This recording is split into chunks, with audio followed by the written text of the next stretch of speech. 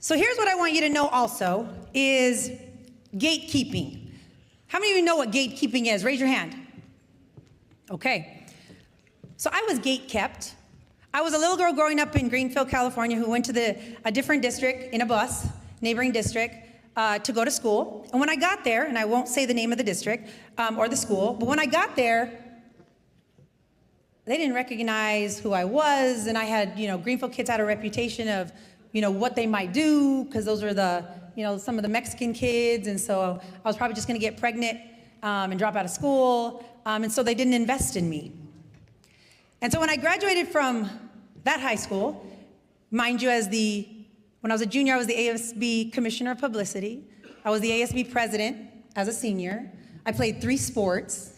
I was almost the homecoming queen. I lost it by a few votes. None of my counselors believed in me. They didn't even recognize me as a person of value and potential to be able to go into the world and dream greatly. So I didn't even know. I didn't apply to one single university because nobody believed in this little brown girl. And so what happened is, I said, well, I love sports. I'm gonna go play ball at Hartnell College. So I went to Hartnell College, dropped in. It was $50 all-you-can-eat buffet with classes. 50 bucks. I ate it all. I took all kinds of classes. And I played softball. But let me tell you what happened when I was there. I went to the guidance counselor, and this is why our counselors in this district, I love you so much because you're so important and you do magical things with our kids and you advise them in so many ways. My counselor, you know what she told me? Oh, just take 3 classes. I said, okay, hold on. I just came from a high school and I was taking 7 classes and I was playing sports and I was getting straight A's. And you want me to take 3 classes? Yeah, just enough. I said, well, I want to play sports. Oh, okay, then take 4 classes because you got to have 12 units in order to be able to play. And I said, okay, so how long is it going to take me to graduate? Because I want to keep going. Oh, don't worry about it. You're going to be fine. You're from Greenfield, right? Yeah.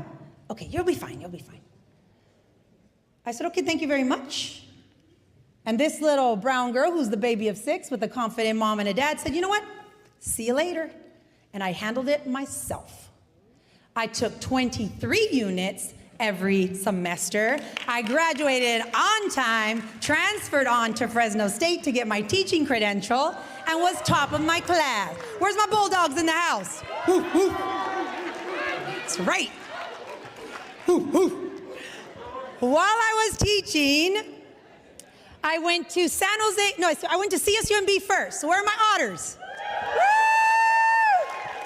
Got a master's degree when I was teaching. And then I said, okay, I want to get a master's degree so I can be a boss. They're like, oh, sorry. I didn't have really good counselors in my life. So I didn't know that wasn't the kind of master's you could get to be a boss.